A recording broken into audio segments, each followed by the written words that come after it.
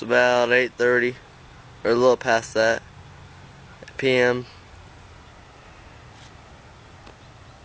Marais River, May 21st, 2010. Kind of flooded a little bit. It was up there, but it just came down a lot. I'm fishing for blue cats, so I'll come down here every day. I love blue cats.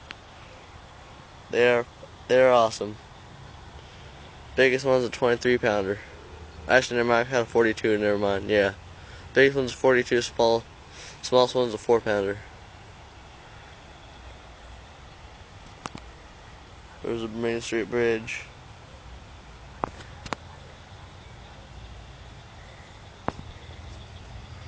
There's the bend. I go fishing down there in the woods a lot. All that woods over there. Yeah. Well, that's it.